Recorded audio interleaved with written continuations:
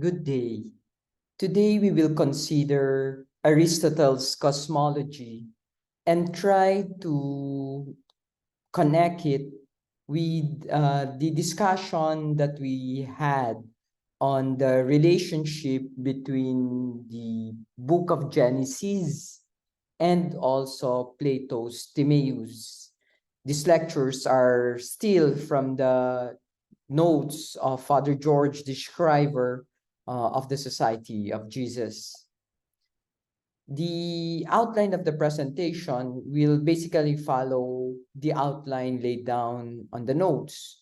We will try to provide a short introduction, and then after the short introduction and a sort of going back to what was initially discussed a few days ago or yesterday about Plato and the Genesis text, we will look at the move of Aristotle to discuss physics as the basis for understanding the cosmos instead of mathematics. And then we will try to look at nature in motion and the understanding of motion, the cosmic movers up there, and the quest for a prime mover, primum mobile. And then we look at the cosmic orchestration and how this is a little bit more complex from that of Plato. And then the concept of God in metaphysics, the discussion of the highest God and his auxiliary movers, or better yet, the 55 cosmic intelligences. Let's begin and try to review also the distinction between Plato and Aristotle.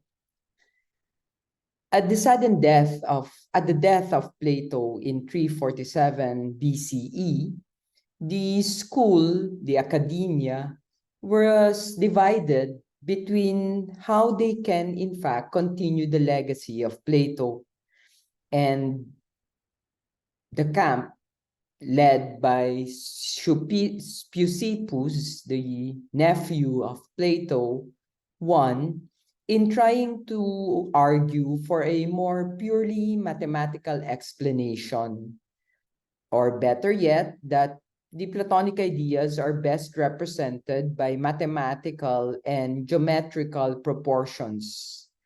Of course, his best student, supposedly portrayed in this painting of Raphael, Aristotle, here in color blue,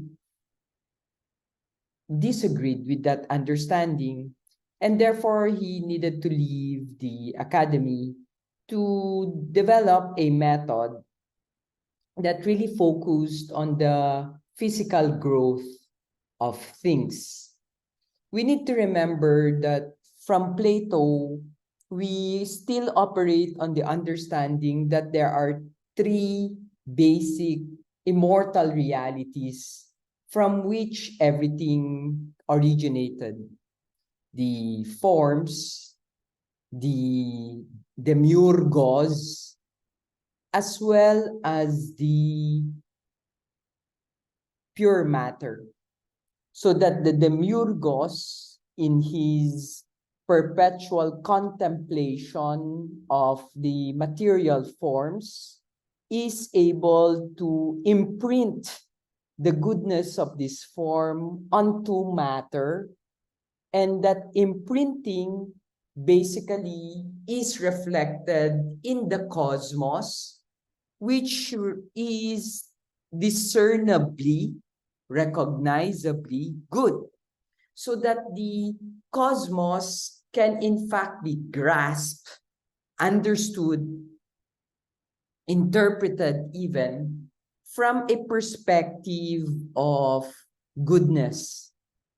But not only that, not only is the cosmos good, not only is the cosmos beautiful, for the good, the true, and the beautiful refers to one reality for Plato, it also reflected what Plato would call as the world soul. The world's suke or soul is really representative of the ability of the cosmos to actually perpetually seek greater and greater proportion, greater and greater integration. Quite interestingly, the merging of the forms, the imprinting of the forms onto matter, good though it is and beautiful, is still seeking further integration. And that this further integration can be discerned because of the solids of Plato, and he speaks of 4 solids, as well as the logic of proportions. This logic of proportions basically allows us to comprehend order, a system, onto reality, or better yet, we are able to conceive more deeply, more sustainably even, a reason behind everything. So that for Plato, it's so clear that the cosmos is intelligible, and that the intelligibility of the cosmos can be understood mathematically. That mathematically, the cosmos is intelligible. So that when you meet, for example, a scientist that tries to calculate or make sense a particular physical reality, such as gravitational pull, for example, we arrive at an understanding that this gravitational pull is intelligible mathematically. And that's basically what the proportions and the greater integrations of the world soul tells us. Of course, aside from the principles of the world soul and its intelligibility, these mathematically discernible patterns is also observable in the heavenly objects, which the Greeks called the planets, the epicycles, as well as the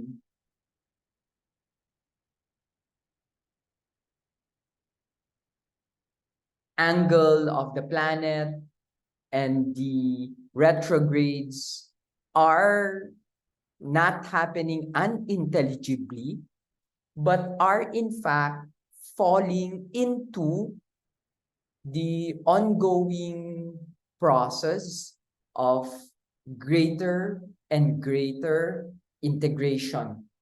So that for Plato, it's so clear that everything is just calculable, or better yet, everything is just mathematical.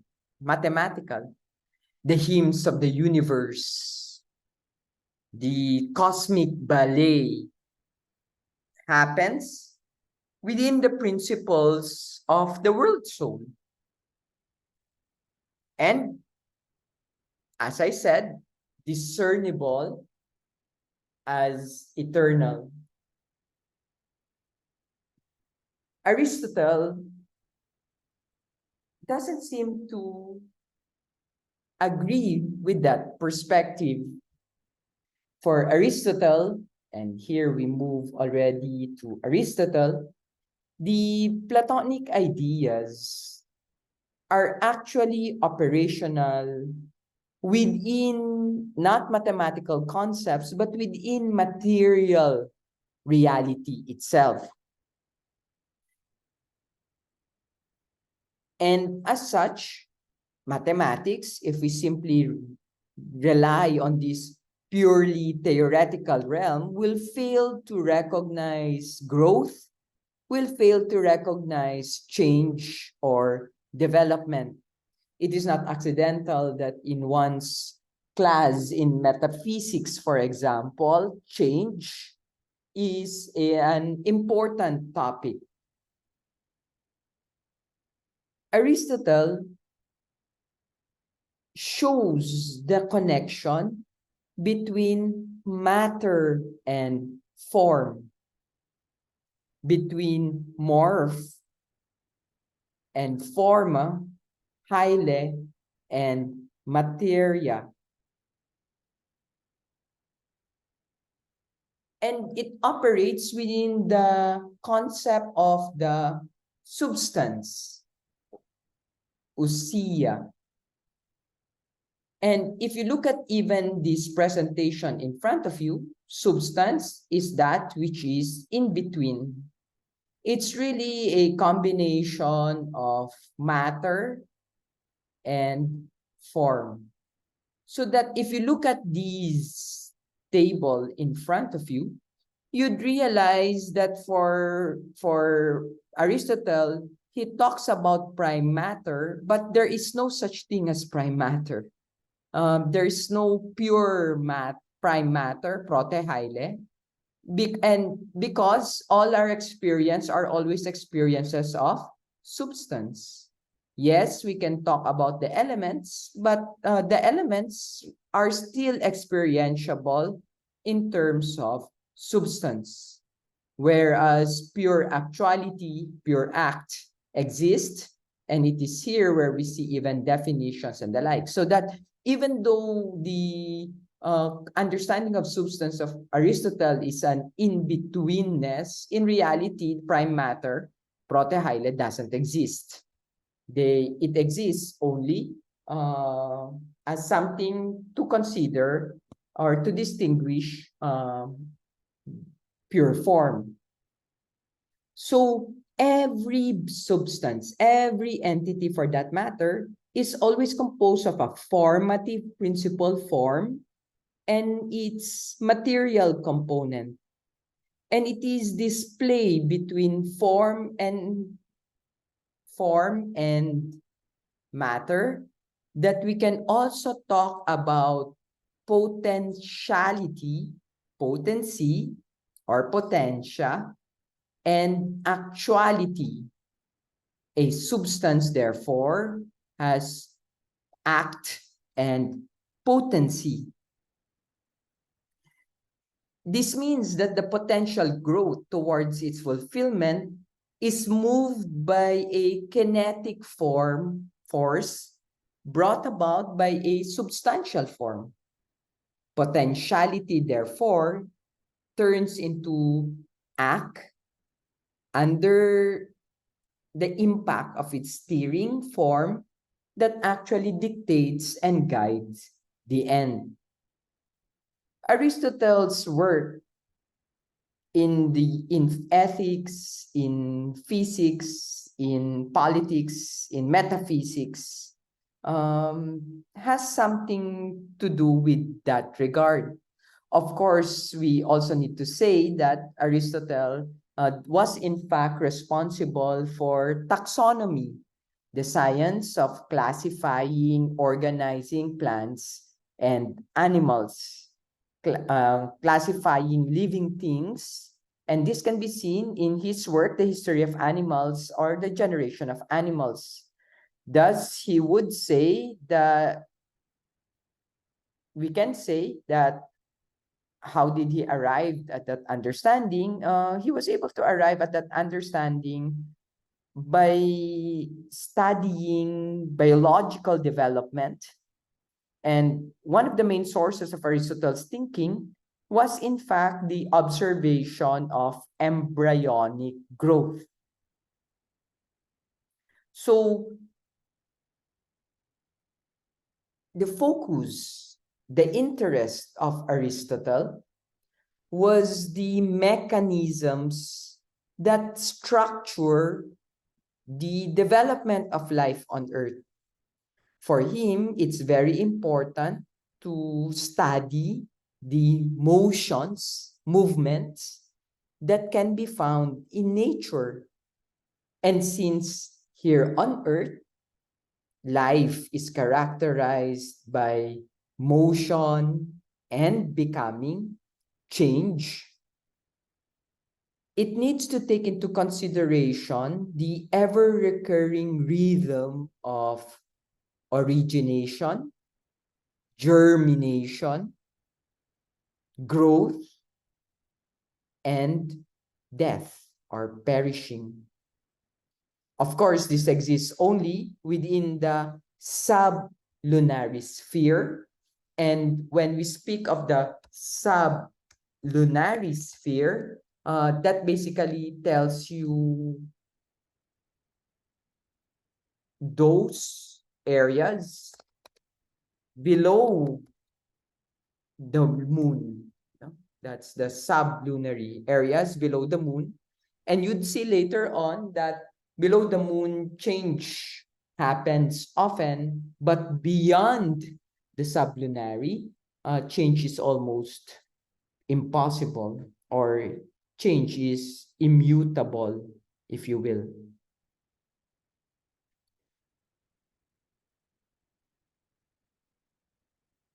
These realm beyond the sublunary sphere somehow creates the background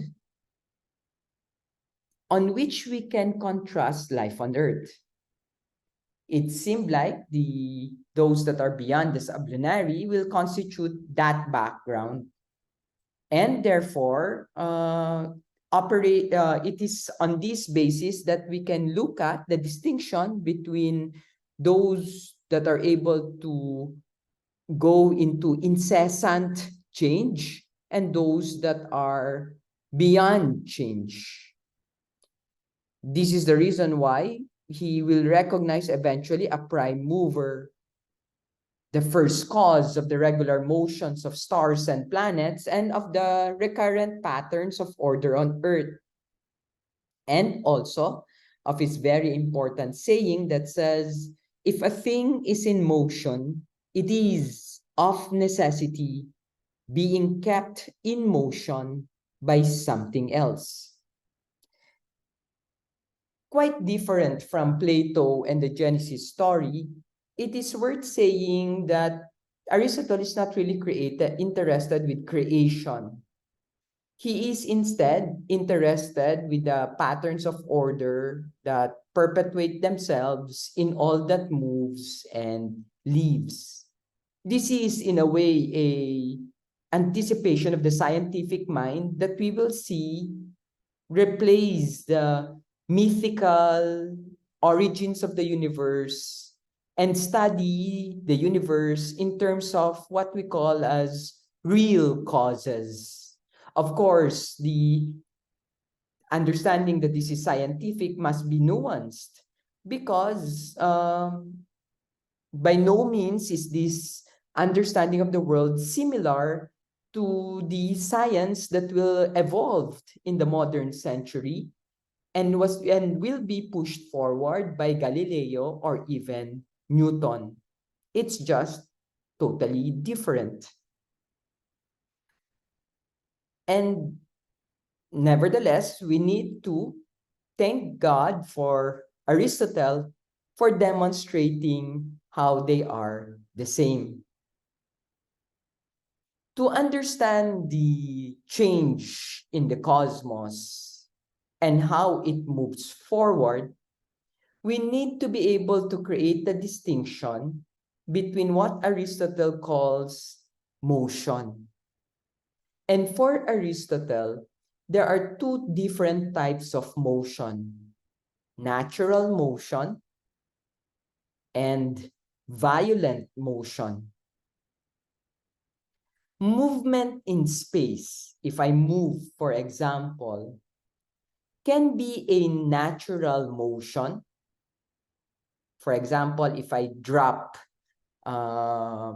I drop a stone and the stone falls to the ground, that's natural. If I If I open the shower and the water drips going down, that's natural motion. But it's also possible that a similar movement can be a violent motion. And what is a violent motion? For example, if I lift something that's violent because it goes contrary what is natural, which is gravity, or instead of dropping the stone, if I throw the stone, for example, that is violent for, and as such will constitute a different perspective.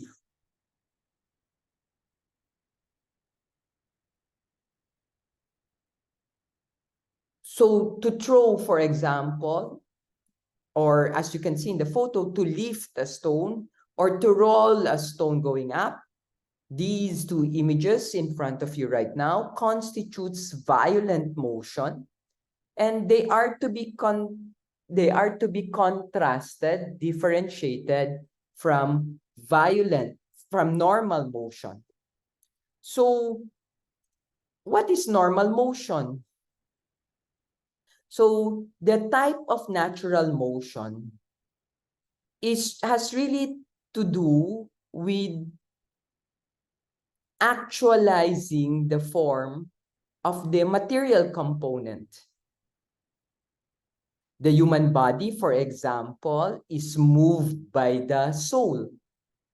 That is, by its formative principle. And remember, for Aristotle, we cannot be able to really distinguish the soul apart from the body. They are, whether you like it or not, the same. The same. The same can be said of animals, plants, inorganic entities. They are all moved and vivified by the kinetic force, suke, of their substantial forms. And these kinetic forms does not proceed, does not come from an external mover, but from within themselves. And the substantial form steers the object's motion from within. This is where we actually see entelekia, or intrinsic finality. Unlike Plato, whose ideal form is separate and outside of matter, Aristotle understands form as a principle that is intrinsic to reality. It is from within matter and never apart from it. Plants, therefore, animals and humans all possess the desire for growth because of the finality that is contained in the formative principle. So when plants grow, when dogs bark, these are all in accordance with one's natural capability for motion. So Aristotle draws the distinction between substantial form, that which really defines the person, the object, and accidental form. Sorry, let me go back to the original slide. The accidental form can add some variety, but it does not at all affect the substantial form that basically makes the organism what it is. For example, having hair or having no hair. Hair is purely accidental. Whether I have hair or lost hair is not important, as it does not at all define who I am. And as such, I remain the same with or without hair.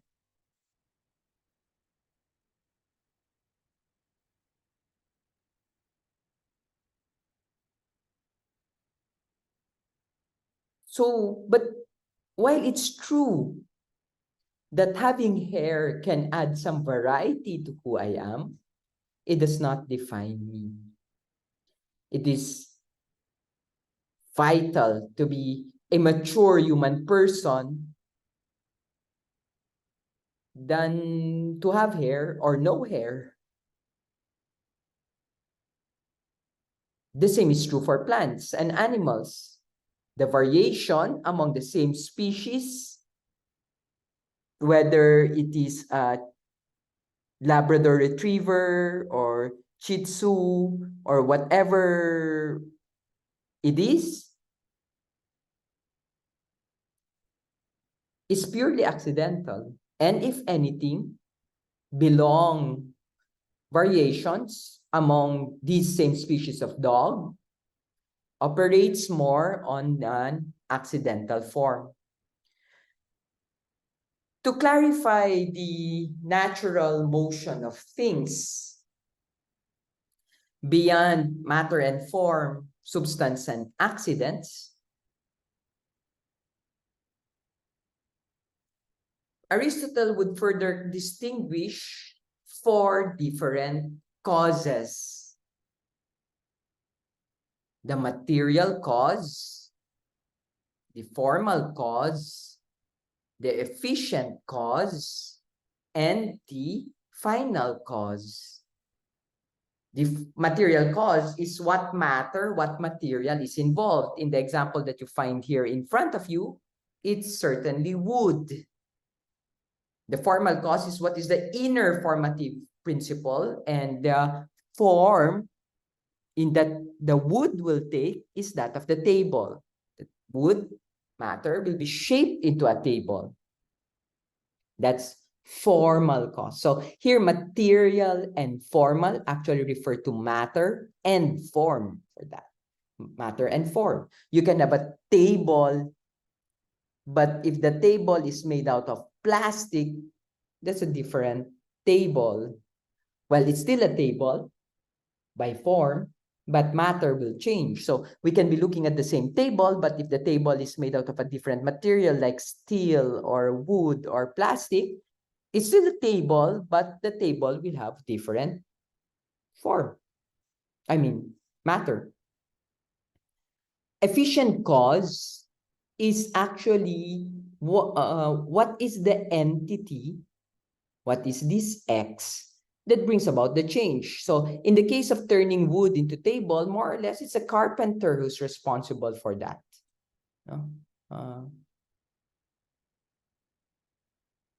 Or if we're talking about sculpture, the sculptor. And the final cause is the end or the goal that is being pursued. And in this case, it's dining. These aspects are interrelated. The formal cause, says Father the Schriver, practically coincides with the final cause, whereas the formal and material causes seems to presuppose each other, and we've explained that. So, under the understanding of natural motion, we also need to take into consideration the geocentric, world-centric universe. Locomotion takes place in the chemical reactions between basic elements. And Aristotle will speak of four basic elements also, which is fire, air, water, and earth. Please take note that these are the same basic principles represented by the Platonic solids. Each basic principle possesses a primordial quality and an accessory quality. The primordial quality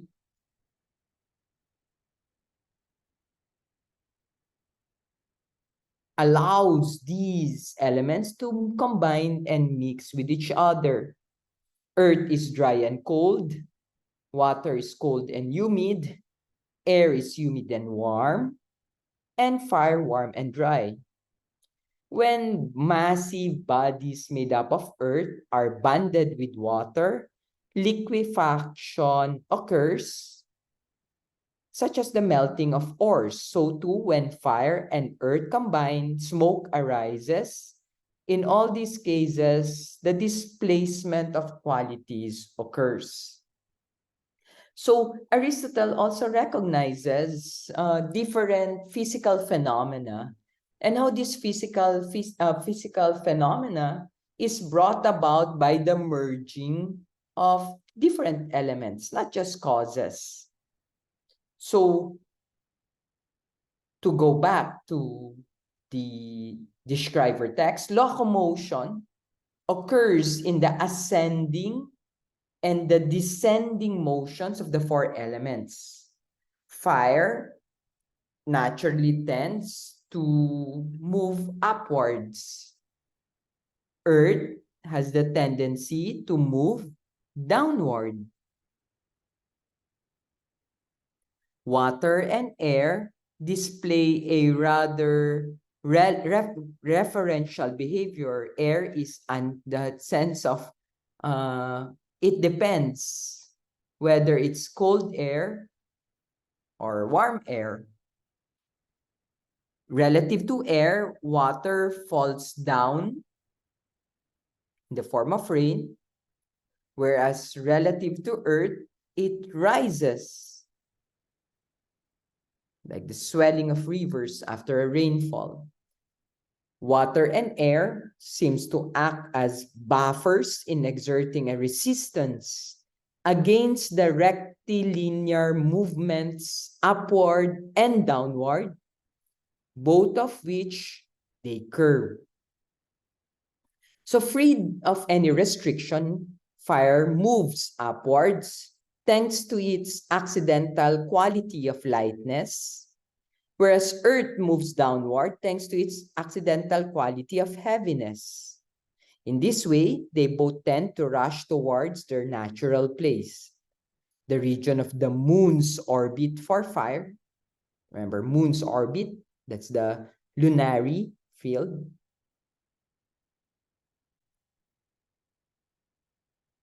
and the earth is the center of the universe.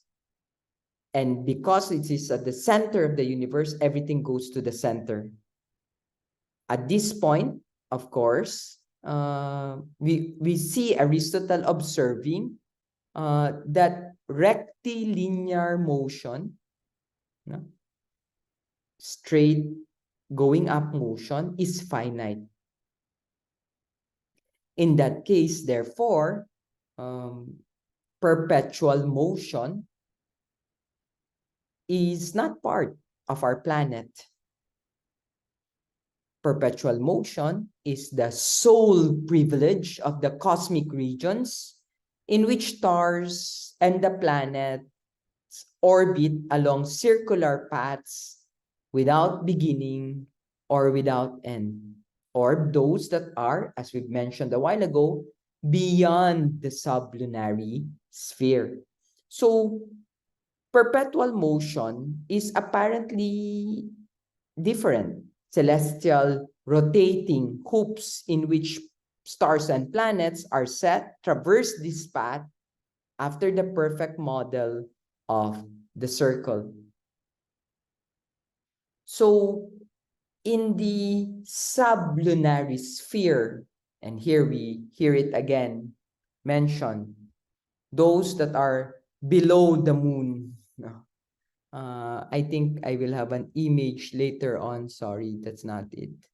Here, where you see already that distinction, no? So sublunary is the moon until the earth, seeking the center. Beyond the moon, Mercury, Venus, the sun, Mars, Jupiter, Saturn, the starry heavens, these all operate in perfect concentric circles. So when we start talking about violent motion. We're talking about violent motion only within this field, the moon until the center, never going out. We operate in the sublunary sphere, and we take note of that. So this is also true. So the finite character of motions in the sublunary sphere is something we cannot ignore anymore. Violent motions have a beginning, violent motions have an end. Lifting something, throwing something, pushing something are all violent motions. So what happens when one throws a stone? Well, when one throws a stone, it actually happens in a projection, sorry. In a projection, right?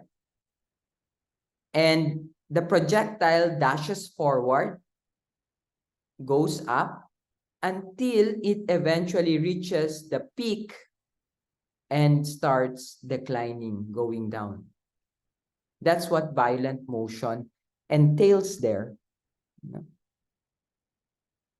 So, in throwing a stone, the person who throws it sets it going, but also passes an amount of kinetic force to the first layer of air that is going to carry the stone. And from this layer of air, the kinetic force will be passed on to the next layer of air.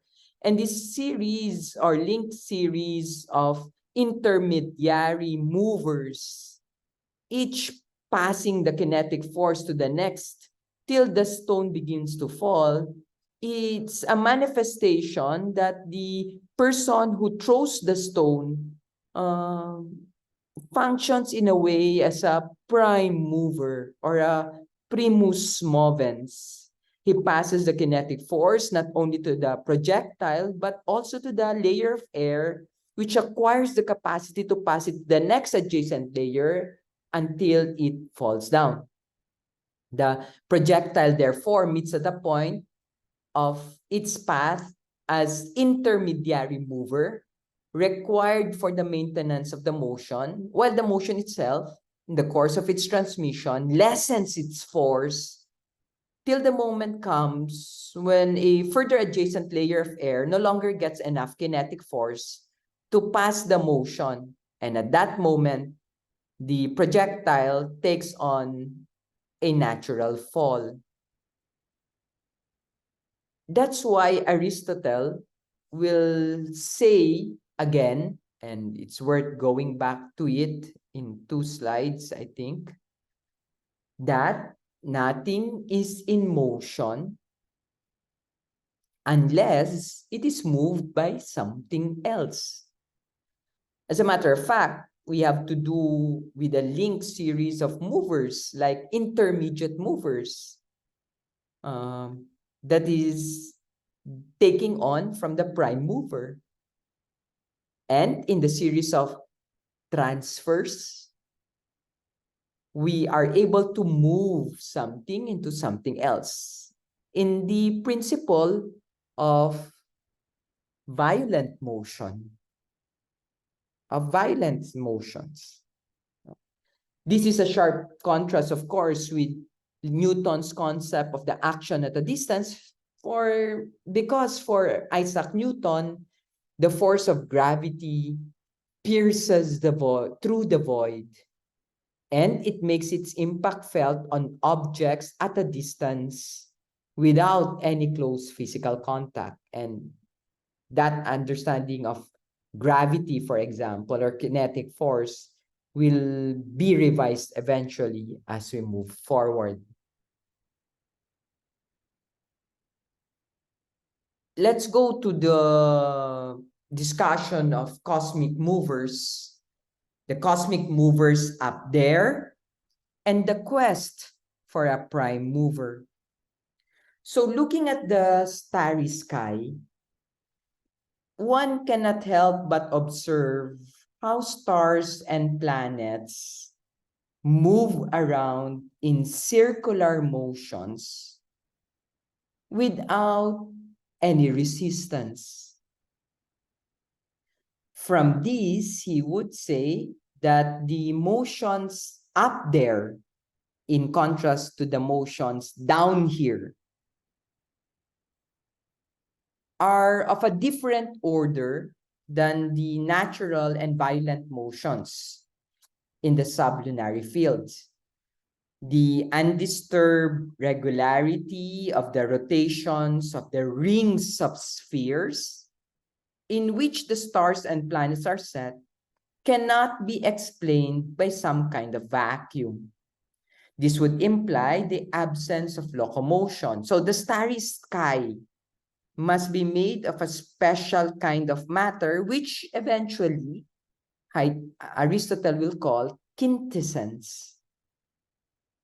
Quintessence. Quintessence. Quintessence. It's the fifth element aside from fire, air, water, and earth. That's why he will say all things partaking in it, the firmament, the planetary rings, as well as the stars and planets themselves, are in fact regulated by a movement without beginning and without end. So that going back to our photo of the sublunary field, you will see that he's now creating the distinction between the motions that we have from the moon below. Let me use a different color so that it becomes clear. From Luna until Earth, and creates a distinction between the circular motions beyond, the undisrupted circular motions from beyond. These motions, because they don't have a beginning and the end, from Mercury up, are everlasting, indestructible, in contrast, of course, to the motions and entities in the sublunary domain, moon going down, which are finite in nature. If we recall, for example, the Timaeus of Plato,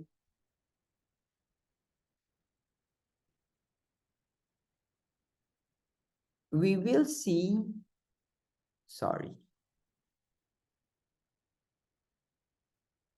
let me just draw that out to you so that you can see what I'm talking about, because it's in the text. So if we look at, for example, Plato, we will see something very interesting again. Let me just draw out where I am. There. And let's read this text. So let me put that in bold. So let us recall that in Plato's Timaeus, stars and planets were called the gods, planane, who revolve manifestly. Planane is that moves. And also that these heavenly gods acted as secondary causes in creation, and their task was to fashion the bodies of animals and humans. And that's the reason why in the generation of the earth and the generation of humans and animals, it's the secondary gods that were in place. And to give them food that they may grow. Aristotle, of course, abhors such mythical explanations, and for that reason, he has no creation story. Yet, in spite of this reservation, he has something in common with Plato. He takes it for granted that the heavenly quintessential realm exerts an influence on life on earth. And for him, the never-ending regular rotations of the heavenly circles produce the kinetic force that steers the rhythms of development and growth in the sublunary sphere. It is, of course, thanks to the kinetic thrusts that spurt down from heaven that the varied kinds of organisms enact their transition from potency to actuality. Of course, you'd see in the succeeding lines that Aristotle is more interested with a more practical problem. And this is the problem of generation and death, corruption. How there is a continuous process of generation and there is a continuous process of death. Or how, for example, how the genetic code is being transferred in this process. What you see in front of you is the human genetic code. This is the what you see here, cysteine, serine, are actually the proteins in one's DNA. So, how is it possible that species continue to exist in the act of procreation? How they are able to pass the genetic code or the formative principle of species to their offspring? It is this genetic code that assures the continuation of the species despite the death or mortality of their single members. Of course, Aristotle is fascinated by this ever-recurring continuity and sees it occur in an enormous variety of plants, animals, and even the human species at large. For him, this ability of the different species to reproduce can only be explained by the never-ending heavenly motions up there. Yes, it's true, humanity remains mortal, but it is only from the permanent rotations of the stars and the planet that perpetuity is given. So being the father, fathering a child, one ought to imagine the trusts of the heavenly spheres whose vivifying power breathes life into this newly conceived offspring of the human species. That's why the human being is fathered by his father and the son. So without the assistance of the sun, without the assistance of those that are beyond the sublunary field, reproduction in its attempt of continuing the species cannot occur. And according to Aristotle, what is true of the human being is also true of all other living species in the planet. So the process of growth, birth, growth, and death look forward to the cosmic movers that are capable of fostering the entry of new life into the perishable earthly tissue. And here, of course, the existence of a vitalizing cosmic world soul whose differentiated host of celestial movers warrants the renewal of life on earth. He even dared to name the core of this world soul as the highest God. And for Aristotle, this is the highest God who needs nothing but his own proper motion to exist. Auto, kinetos. Auto, self, movement, kinetos. This God passes on the trust of his kinetic force to other heavenly regions to the rotating firmament first, and from there to the rotating rings of the 7 planets, till the transmitted kinetic force reaches the sun, the moon, and finally, the sublunary realm. This prime mover,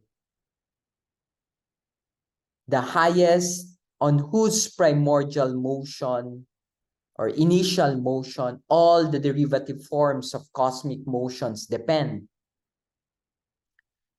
This prime mover, first mover, influence extends over the whole domain of the spherical universe. His dwelling is located above the firmament, whose rotation he sets in motion. Whereas the rotating firmament communicates this motion to the planetary spheres. The prime mover's energetic force stretches down the earth to provide it with a glimpse of durability in spite of the counter rhythms of perishing. So the prime mover, therefore, is the highest God on top of the emanating chain of cosmic movers.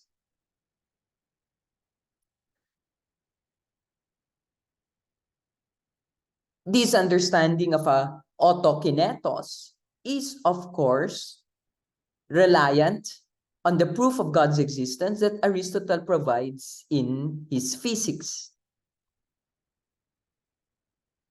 There are 2 parts to this proof. One, we need to look at the existence of cosmic movers.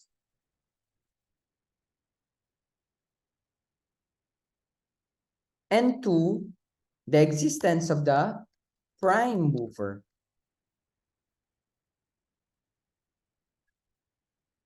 So let's explain these 2 further. Like his contemporaries, Plato and the rest, Aristotle shares the basic understanding that there is a cosmic ballet that is going on between the stars and the planets. And the cosmic ballet actually represents eternity and immortality. So there is a cosmic ballet, sure, they recognize that. And they also recognize that this cosmic movement beyond the sublunary field is a consequence of, it's a manifestation of eternity and immortality. Why? Because up there, beyond, is the realm of the cosmic God. Whereas down here, life on earth, for that matter, is actually the realm of impermanence and finitude. So when indications of durability are to be perceived, they must have grown their origin in the heavenly region.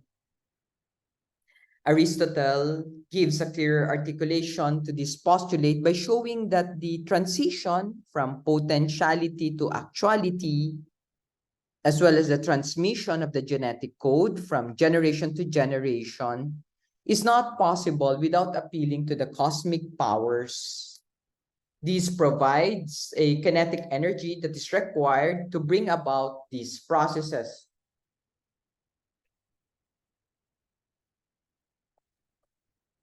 In order to demonstrate, so the cosmic movers above, you'd see, allows us to recognize this cosmic ballet, and not just to recognize the cosmic ballet, but to distinguish the cosmic ballet in terms of its eternity and immortality with our impermanence and finitude.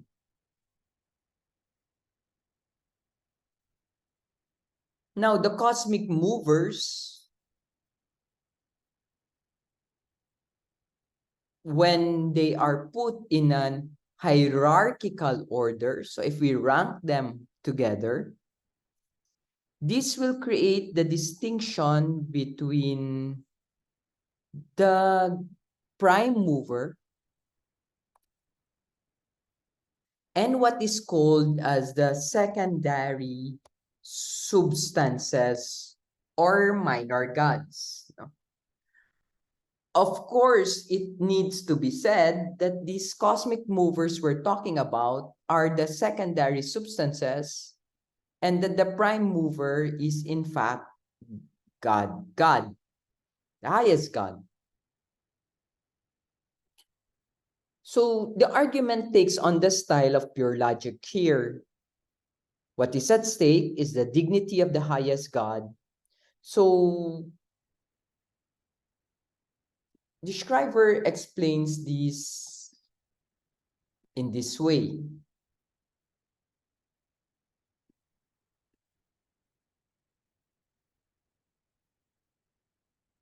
In order to demonstrate the prime mover, Aristotle establishes a hierarchical order among the various cosmic movers. The argument takes on the style of pure logic. Yet, what is at stake is the dignity of the highest God, the prime mover. He writes, the thing moved may be moved by the true agent either directly or by some intermediate, which itself is moved by the true agent directly. And the true agent may immediately precede the intermediate agent, which acts directly upon the patient. Or there may be a chain of several intermediates. Aristotle clearly opts for a chain of several intermediates. The example we saw was the example of the projectile motion. In the concrete, this means that the highest God directly sets the firmament, the first intermediate stage, in motion, which in turn also through direct contact sets the sphere of Saturn in motion, which in turn through direct contact sets the sphere of Jupiter in motion, etc., till in the chain of intermediates, the sphere of the moon is set into motion, which directly acts upon the entities of the organisms of the earth. Aristotle does apply the schema he used in his explanation of the throw to the transmission of motion from the prime mover up to the sphere of the moon. Again, the kinetic force originating from the true agent is passed on to all the intermediate layers. And this time, since we are no longer in the realm of the finite motions, this transmission takes place without any diminution. It's not decreased in time. It is important to note that the transmission from agent to agent takes place through direct contact. So even if we go back to the slides, here, the realm of the primum mobile, if you can, and I hope I've chosen a very good photo, the primum mobile there sets into motion the firmament. The firmament, by its direct contact, affects Saturn. Saturn, by its direct contact to Jupiter, makes Jupiter move. Jupiter, by its direct contact with Mars, sets it in motion. Mars affects the Sun. The Sun affects Venus. Venus affects Mercury. And then Mercury affects the moon, and then the sublunary fields is further affected by kinetic force. But what is the difference between the movements here and the movements there? There is no diminution, no? There is no decrease. there's no decrease in the movements here, in the kinetic force here. And that's something we also need to pay attention to. That there is no decrease there. So here, having looked at that interpretation of always there's no decrease, Aristotle considers the chain of intermediaries again, and therefore something that we need to pay attention to. Let's read this last paragraph on page 26. Having given this explanation, Aristotle looks again at the chain of intermediaries, this time from the vantage point of the lowest intermediate agent. Yet Aristotle will argue an infinite regress without reaching a true independent initiator is possible. At the beginning of the chain, there must be a self-moving mover, primum mobile. He writes, however long the chain, therefore, of things that produce motion, by an instrumentality other than their own, there must lie behind it an agent that produces the movement by its own instrumentality. So that if this primary agent is in motion and there's no agent behind it to set it in motion, it must of necessity be moving itself. So this line of argument leads to the conclusion that if anything is in motion, it must either be set in motion by a self-moving agent, primum mobile, or must send us back to a chain of intermediaries until we come to such an agent. In short, if an infinite regress is to be avoided, there must be a first cause of the movement that causes movement, not by virtue of being moved by anything else. In other words, there must be a self-moved or unmoved cause, or better yet, we name it as the uncaused cause. Uncaused cause. That which doesn't have a beginning, that which doesn't have an end.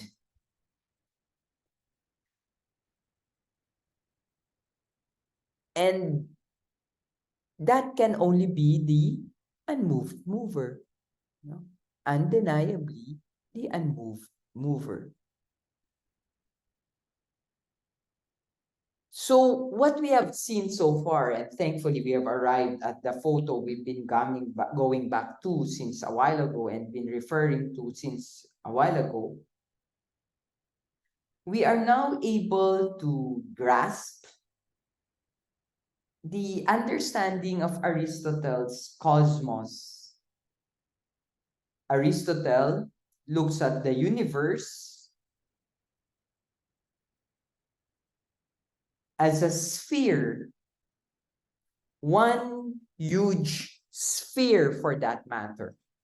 So that here, this is the cosmos, the entire circle. Celum, Empyreum, Habitaculum Dei. That's the et omnium electorum. That's the entire cosmos.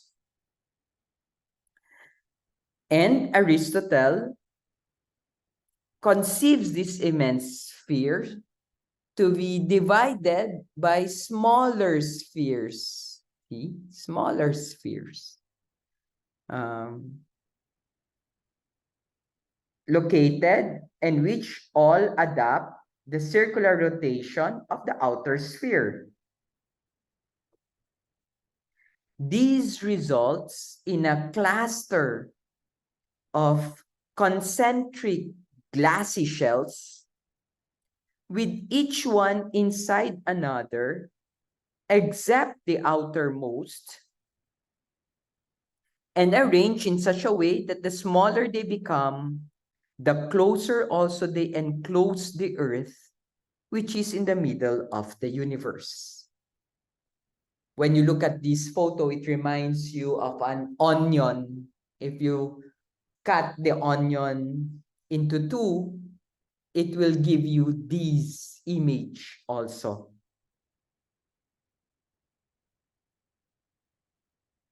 Closest to the Earth are three sublunary circles, which do not rotate and which contains the four elements: water, water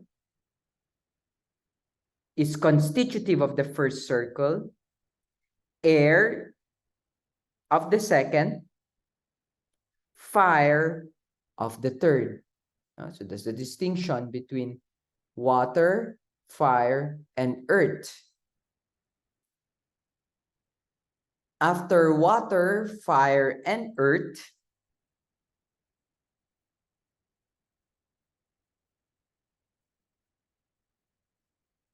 above the three sublunary circles, we see already 7 planetary hoops, each with their own planet. We have so here, 1 to 7. Do you see that? Let me erase my notes. Here, 1 to 7. 7 planetary hoops with their own planets. The first comes the orbit of the moon. This is the 4th circle. So 1, 2, 3, 4. No? I presuppose this is composed of 2 circles. 1, 2, 3, 4. So this is the 4th circle. Then that of the sun, the 5th circle. In this case, actually, the sun will come only in the 4th. And then Mercury, Venus, Mars, Jupiter, and finally Saturn. The rest are the same. In this case, the 4th is the sun.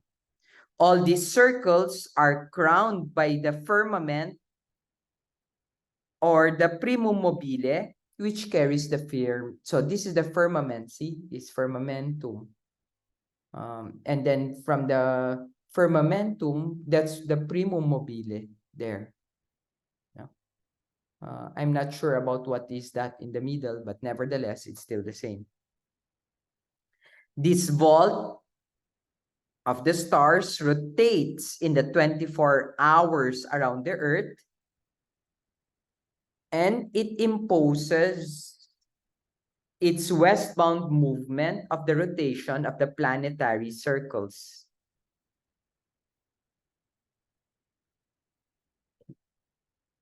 Let's try to look at another image of that by looking at the planetary spheres.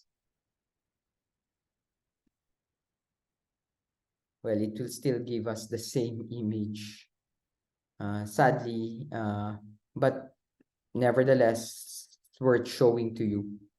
So these are the different image of the planetary spheres, and you'd see really that's how they look at it. No, how the different planets are organized in the planetary spheres. This is the more Christian rendition, and it will play a very important role when we enter the Christian perspective. This is still same, but and here again also, no, the earth and then the elements before the until the very tip is the sphere of the fixed stars. No, so it's still very much the same, I think, until we arrive at a more medieval rendition of that.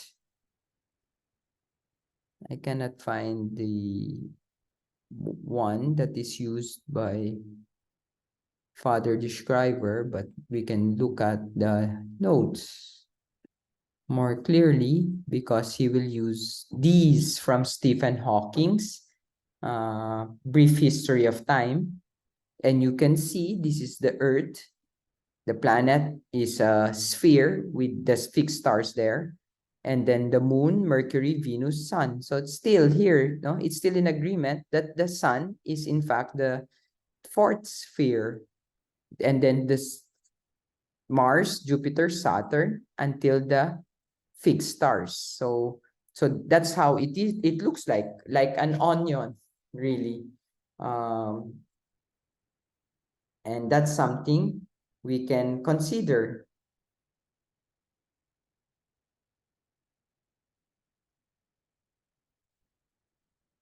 Since we're already here, we might as well continue reading from that text, and allow me to highlight that for you. For Aristotle, it was evident that the planetary circles would all naturally take its westbound rotation of the firmament, since this was in line with his theory of the transmission of kinetic force through close physical contact. If the planets are rotating westward and everything will be rotating westward, it is a series of moving or rotating spheres. That's what we are saying. With the firmament moving westbound, the direction of this movement is directly passed on to the circle of Saturn, which in turn passes it on to the circle of Jupiter, which passes it on to the circle of Mars, etc., till the whole clockwork of celestial rotating circles takes on the westbound rotation. Yet, after a while, Aristotle began to realize that this schema is too simplistic, since the astronomical data showed that the seven planets were at the same time carried along the ecliptic in a reverse movement, which made them progressively lag behind the firmament's westbound rotation. Moreover, the planet's route along the ecliptic, again in agreement with his predecessors, Plato and the rest, would follow the angle formed by the Timaeus, by the 23.5 degrees with the equator of the universe, elements Plato had already brought up in the Timaeus. So the system of concentric glassy shells had to be refined, and that's really what Aristotle did in metaphysics. There, first of all, he gave a detailed account of the system of planetary circles or spheres that was developed by Plato's disciple, Eudoxus, followed by its own suggestion of how to improve it. So, who is this Eudoxus of Knidos? No? Eudoxus of Knidos. And why is he important here? Eudoxus of Knidos, as you would see, is a student of Plato, as we've said. But also, we will see that he conceived of a complex motion of heavenly bodies resulting from a mere combination of regular circular motions. He divided the motions into parts, and this led to a multiplication of the spheres. Instead simply of allotting one ring to each planet, there will be more, no? There will be more, and that's when it becomes interestingly problematic because of his addition or breaking up of the spheres.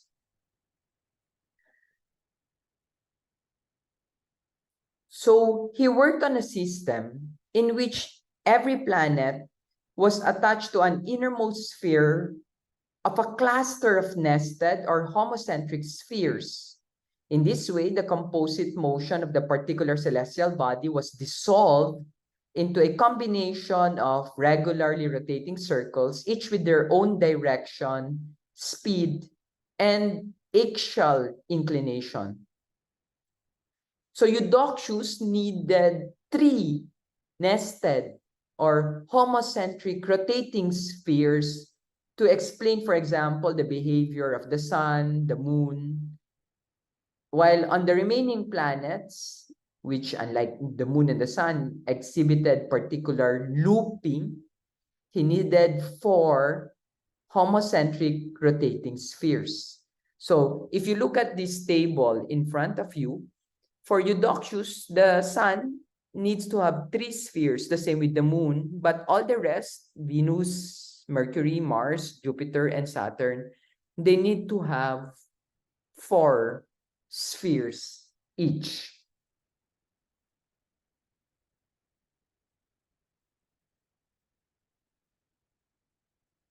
And he will explain this one more clearly. Let's look at the text of. So, Eudoxus explains, all in all, moon, sun, and planets have the following features in common. Their outermost nested sphere adopts the westbound movement of the firmament, whereas their second nested sphere takes on an eastward rotation along the path of the ecliptic. Again, the ecliptic is the movement of the spheres. The outermost nested sphere thus wholly espouses the firmament's westbound rotation, so which accounts for the succession of days and nights, whereas the second nested sphere takes on the movement and adds to it its own input, the eastward oblique journey of the planets along the ecliptic. It is on this trajectory that the sun marks the succession of seasons. As already mentioned in the analysis of the Timaeus, it takes the moon only a month to traverse its path along the ecliptic, whereas for the sun, this travel takes 365 days. For Mercury and Venus, this revolution is shorter than a year, but for the outer planets, it takes years to traverse the path along the ecliptic, 2 years for Mars, 12 years for Jupiter, and 30 years for Saturn. Remember, this operates in the understanding that the sun is in fact, the earth is in fact at the center of the universe. And we need to explain how, for example, the moon is able to complete its rotation in 1 month, and it will take 365 days for the sun to be able to do that. Beside these common features, there are still further particularities to be explained in the idea of Eudoxus. In order to account for the particular behavior of the moon and the sun, a third nested sphere, which is the one that we need to take into consideration, will be needed. In the course of its monthly journey along the ecliptic is the direction of the rotation of the planets. The moon crosses the equator of the universe at 2 points, which they call nodes. The ascending node when the moon passes from south to north, and the descending mode when it passes from north to south. These nodes slowly displace themselves backward, and it takes 18 and 2/3 years before the original positions of the nodes is reached again. And in order to account for this recession of the nodal points, Eudoxus assumed a third nested sphere, which modifies the oblique eastward motion of the second nested sphere. So remember, they're still explaining the behavior of the heavenly bodies, and they're trying to make sense of it by actually trying to clarify why it takes, for example, the moon 18 years before it completes a node. A similar explanation is needed for the sun. About the 2nd of January, the sun appears to increase in velocity and to decrease in velocity 6 months later, a phenomenon which refers to the lengthening and the shortening of the days. And in order to account for this phenomenon of the shortening and lengthening of days, Eudoxius assumed a third nested sphere.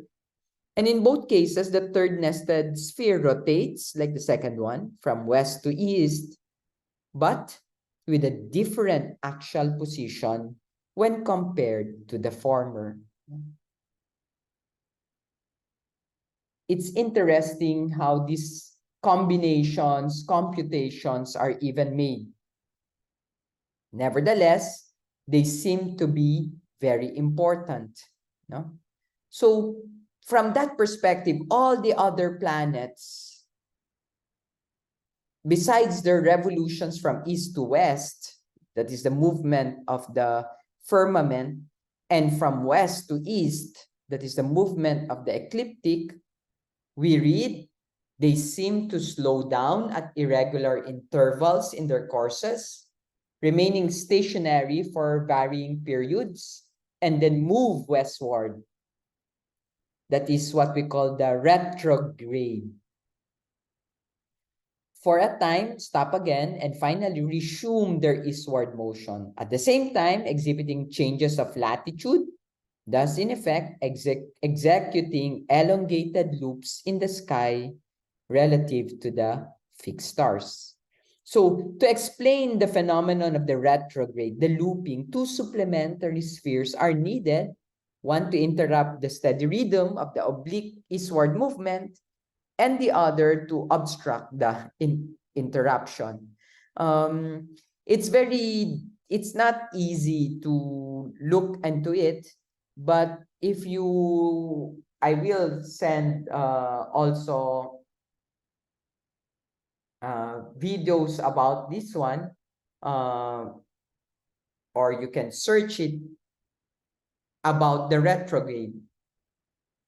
Here, computer-steered animation show that the interaction between them results in a wobbling figure eight shape, technically termed as hippopede. Hippopede.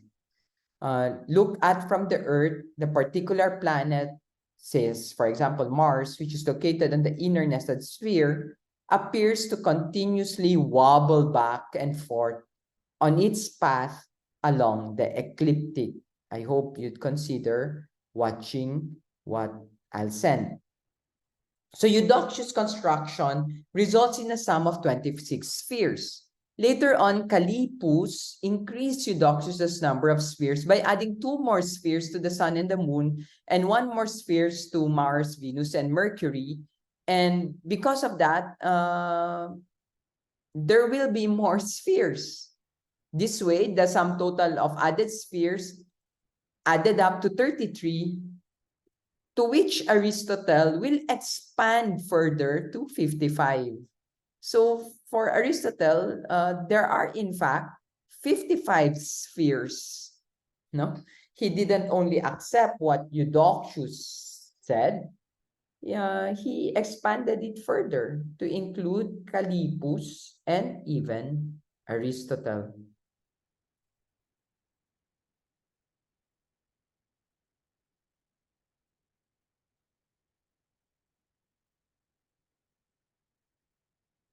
Whether that is true or not, of course, they were just trying to explain why at certain instances these things happen.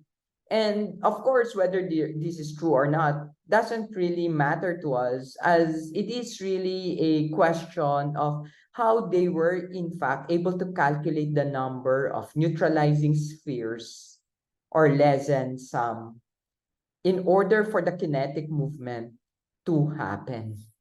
That's the more interesting point there.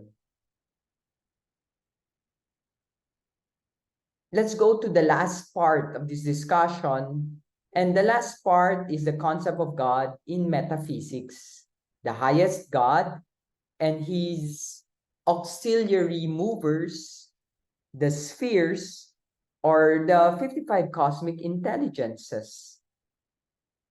So when Aristotle refined Eudoxus's and Callippus's system of planetary spheres, he begins to realize that the prime unmoved mover who set the universe in motion must actually be totally different than the things he moves.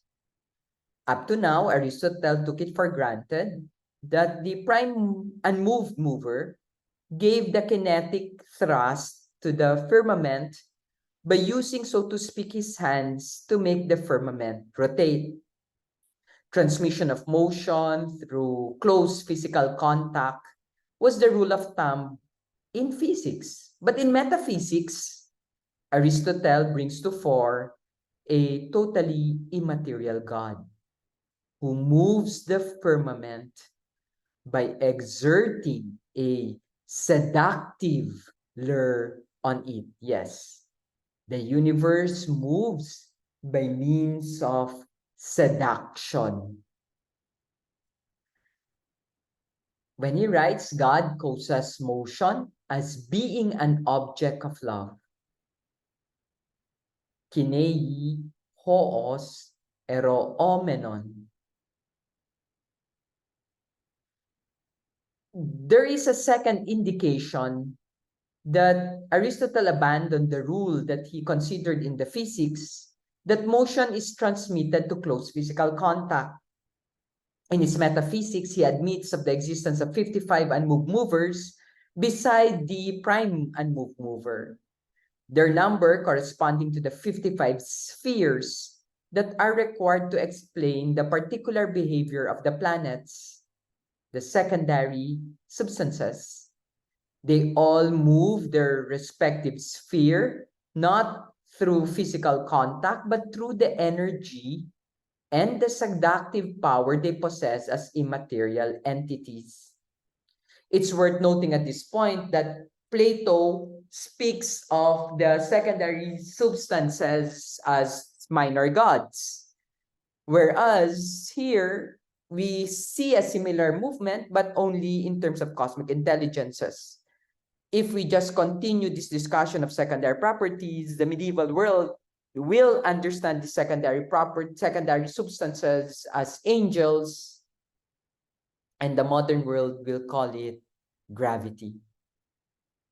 And how it evolved into that is also a matter of interest for us who are studying cosmology. But going back on how God causes motion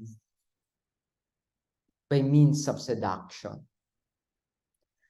A striking feature of the immateriality ascribed to both the prime mover and the 55 auxiliary or secondary movers. The first time Aristotle brings up the concept of the immaterial prime mover is on his work on the heavens, De Cielo. There he points out that the firmament set in motion by the prime mover is ungenerated, indestructible, and altogether changeless, immutable, since it is made of quintessence. Yet he adds, because of its rotation, the firmament is caught up in spatial motion. In contrast to it, the prime mover is not characterized by spatial motion. He is totally immaterial. That is why he has far better reason to be ungenerated, indestructible, and changeless or immutable. Of course, we find the same argument in the metaphysics, which we also need to consider. In the metaphysics, Aristotle upholds this insight, but goes up a step further. He sets out to multiply the number of cosmic movers by positing 55 secondary movers or incorporeal movers, each of them allocated to one of the 55 planetary spheres. He writes, since we can see that besides the simple spatial motion of the universe, which we hold to be excited by the primary immovable substance, there are other spatial movements, those of the planetary spheres, which are eternal, because a body which moves in a circle is eternal and is never at rest. Then each of these spatial motions must also be excited by an incorporeal substance which is essentially immovable and eternal,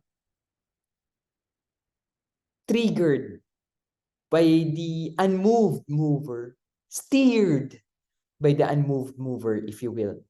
These incorporeal substances are as eternal as the planetary spheres, but unlike these spheres, they are essentially immovable and without magnitude. Thus, it is clear that the movers are substances and that one of them is first and another second, and so on in the same order of spatial motions of heavenly bodies. Their number corresponds to the number of planetary spheres. That's why we read, these then may be taken to be the number of the spheres, 55 on the whole, and thus it is reasonable to suppose that there are as many immovable substances as 55 and principles. It's interesting, of course, why Aristotle would say there are in fact 55 and not just a single mover. It's very difficult to accept the explanation, especially if we will simply accept the fact that this is simply a question of rotating and counter-rotating planetary spheres. The point that is worth considering is the hypothesis that there is a single mover that excites, triggers, encourages, starts, begins the rotation of the highest firmament, and through it also that of all the lower orbiting spheres. So, in order to honor the irreducible character of those spheres, Aristotle had to posit the existence of a proper immaterial mover allotted to each of them. And that's where we see the role of the prime mover and the 55 unmoved mover. Aristotle, of course, will be silent how the immaterial realm is structured. He only suggests that a harmonious band exists between the immaterial substances without specifying how the 55 cosmic intelligences relate to the highest cosmic intelligence. This question will be accepted by Thomas Aquinas in his attempt to answer the eternity of the cosmos. In the meantime, the cosmic intelligence, the prime mover, and its 55 cosmic intelligences is now portrayed as the highest God who from eternity to eternity beholds the whole range of his thought and immensely enjoys the spectacle. Noiesis, noieseios. Aristotle, sorry, it moved. There, sorry.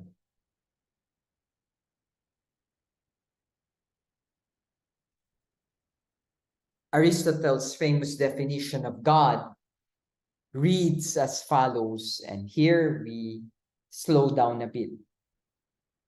In God, thought and the object of thought are the same. Tauton, nous, kai, noeton. For thought actually functions when it possesses this object. Hence, it is actuality rather than potentiality that is held to be the divine possession of thought. And its active contemplation is that which is most pleasant and best. If then the happiness, eudaimonia, which God always enjoys, is as great as that which we enjoy sometimes, it is marvelous. And if it is greater, this is still more marvelous. Nevertheless, it is so. Moreover, life belongs to God. For the actuality of thought is life. And God is that actuality. And the essential actuality of God is life, most good and eternal. We hold then that God, ho theos, is a living being, eternal, most good, and therefore life and a continuous eternal existence belong to God, for that is what God is. You can find that in Metaphysics, Book 12. Eventually, you'd see that this understanding of God, this definition in this one paragraph alone, will be a welcome definition in the Christian milieu, especially that which is laid down by Thomas Aquinas. But of course, that has something to do with how God is. No? So, but how the happiness experienced by God arouses in his surrounding a desire for sharing in this bliss, the divinity's happiness, explains Aristotle, lures the ranks underneath it into desiring a comparable happiness and perfection. How does that happen?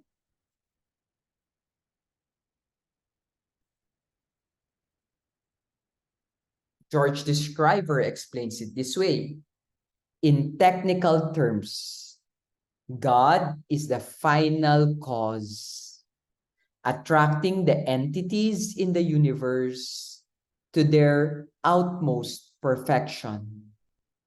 The starry firmament is eager to carry out its regular rotation as elegantly as possible, as it is lured to this excellence by the highest cosmic intelligence, whose stupendous happiness exerts an irresistible attraction on all the entities around it. God causes motion as an object of love. God causes motion as an object of love. Here we see attraction as the manifestation of the kinetic approach to things. This mechanical transmission of force is now replaced with a creative awakening of motion that is based now on enchantment or seduction. Enchantment or seduction. And therefore, the pure act is not doing something himself, because that would be contrary to the fact that he is pure actuality or actus purus. As pure actuality, he has nothing left to actualize. Therefore, perfect actuality consists in immutability, absolute inactivity. And that's the reason why the formula says, hoos ero omenon, by being loved. That is, the motion is the consequence of the affection in which he is held by the firmament, of the craving for the perfection that he arouses in it. From this understanding, we can see that the 55 cosmic intelligences exactly does the same, carrying out a series of seduction in their perfect circular rotations with delight, until it reaches the lowest sphere to which the moon is attached.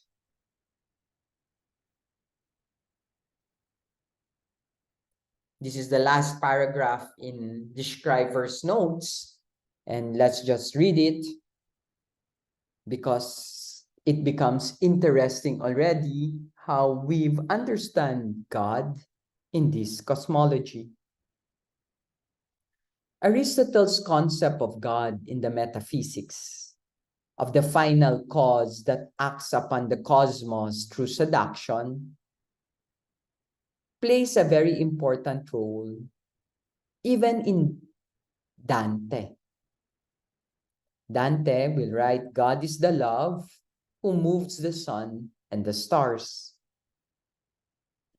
The primary unmoved mover exerts this seductive power and lures the whole firmament with the fixed stars towards performing its perfect circular movement.